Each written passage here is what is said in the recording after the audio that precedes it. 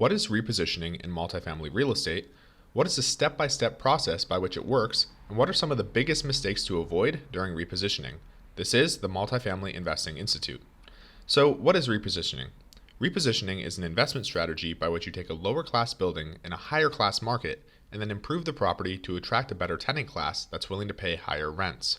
For example, you purchase a C-class building in a B-class market, then you reposition the building through rehabbing and marketing, making the C-class building into a B-class building. The entire goal of repositioning is to increase the net operating income and, as an effect, increase the property's value. At this point, you can then choose how to exit the deal, either by taking a cash-out refinance, a 1031 exchange, or a simple sale. So, what is the step-by-step process by which repositioning is done? Step 1. Acquire the property. There are 4 main things you should be looking for when trying to acquire a property: the market, the location, the bones of the property, and the value-add opportunities. The market is made up of supply and demand. Since the goal is to maximize the amount of non-forced appreciation, you need the market to grow. In other words, you need demand to increase and supply to stay the same in order to naturally increase rents and ultimately the NOI and property value. So the first part of choosing a market is really analyzing the demand. To do that, you can look at the migration patterns which can be found in the US Census. The goal here is to identify key cities into which many companies and people are migrating. After finding out demand, the next step is to figure out supply. You can do this by looking at the number of building permits filed with the local government, or simply by going to the property and looking to see if there are any cranes in the air. If you're interested in learning more about supply and demand in real estate, check out my video on the multifamily market cycle. The link will be in the description. The next step is to identify submarkets within the larger market. For example, in the Dallas-Fort Worth SMU, a smaller submarket would be Plano. Researching a submarket is slightly different than finding an overall market because you need to be more granular with your search. You need to know what specific sections of the city are having job growth, where the major streets are, what demographic trends look like, etc. Once you've identified your submarket, it's time to start finding the best location within your submarket. Location is incredibly important because real estate exists for people. Most people, particularly in A or B class locations, look for properties that are near good schools, close to work, close to good grocery stores and coffee shops, and are in safe locations.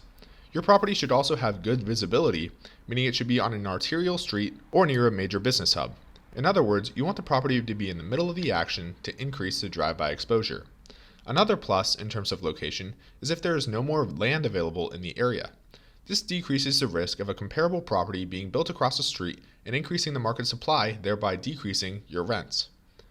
One thing many beginner investors do, and ultimately regret, is purchasing at the edge of town because the buildings are cheaper. The farther out you go, the harder it becomes to generate value, cash flow, and manage the property. The bones of the property are equally important. The bones is referring to the structural components of both the building and the land. These structural components, when improved, don't increase the value of the property, but they must be done in order to rent out the units to tenants. Here are some examples of things to look for on the exterior structure: flat roofs, cracks in the foundation, cracked or unpainted parking lots, cracked swimming pools, hidden or non-existent monument signage, poor curbside appeal, underground piping, and underground gas lines. Some examples of things to look for on the interior of the property: patchwork on ceilings, galvanized plumbing, poly piping, 2-pipe systems, boilers, asbestos paint, lead paint, asbestos in flooring, mold, and radon. Something that has excellent bones would have no issue with any of the aforementioned examples. Finally, you should be looking for potential value-add opportunities. These are improvements that you can make to the property that actually enable you to either increase the rents or become other income sources.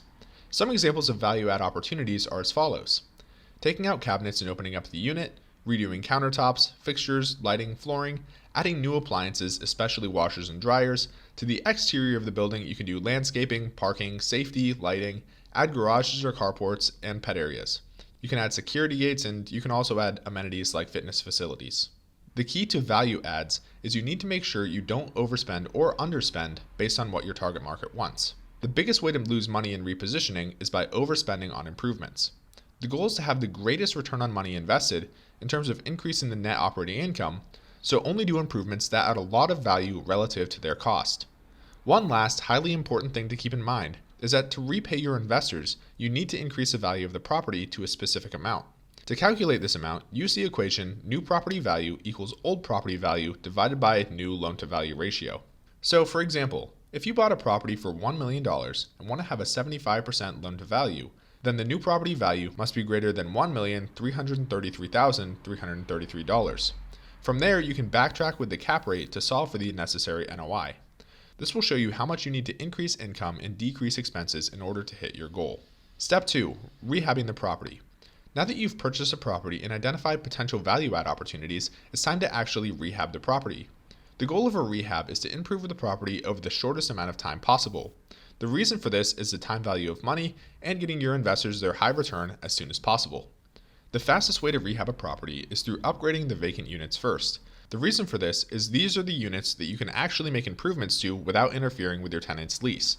The next step is to update the exterior of the building, including the curbside appeal, landscaping, and amenities. This will cause the value of your newly rehabbed units to increase substantially.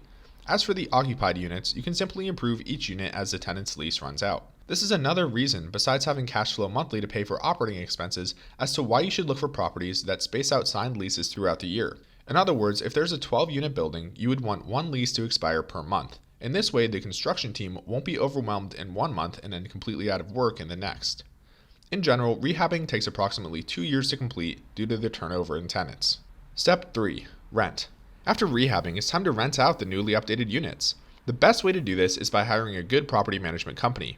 I can't state the importance of having a good property management company enough, as they're the ones that truly affect your property's NOI. The key here, though, in terms of renting, is to ensure that you only allow good tenants to move in. Make sure you run at least financial, criminal, and eviction checks to ensure that the tenant's assertions about themselves is actually true.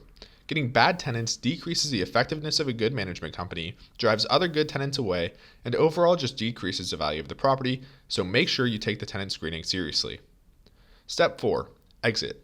Now that you've rented out the property, increased other expenses, and decreased the expenses through hiring a better management company, it's time to either sell, 1031 exchange, or refinance the property.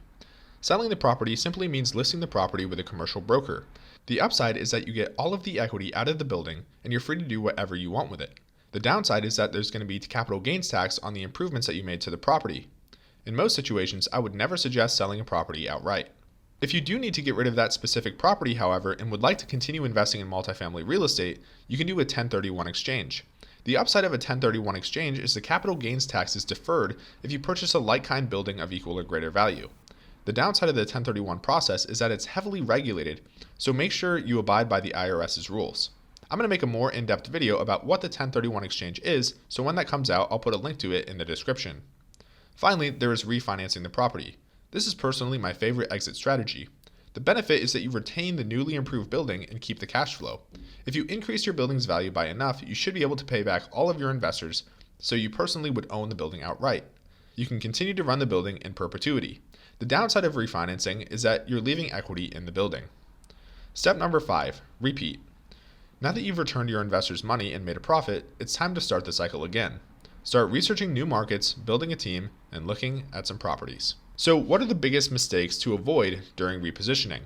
Since I don't want this video to get too long, I'll just list off some of the most common and costly mistakes. If you're interested in hearing more about each individual mistake, feel free to write a comment letting me know and I'll try to make a video on that one. So here's a list. Number 1, running out of money or overspending on property improvements. Number 2, leasing up too soon and not letting rental appreciation take place. 3, not using a licensed contractor. Number 4, not getting at least 3 bids from each contractor, then assuming that the lowest bid is going to be the best. Number 5, not using private funding to structure the deal. Number 6, not marketing to customers consistently. Number 7, discriminating by having different requirements during the background checks. Number 8, inspecting and managing the property by yourself. Number 9, not using an attorney to make custom legal forms. And number 10, not trusting your team and trying to do everything by yourself. If you've enjoyed this video, please like and subscribe. Thanks.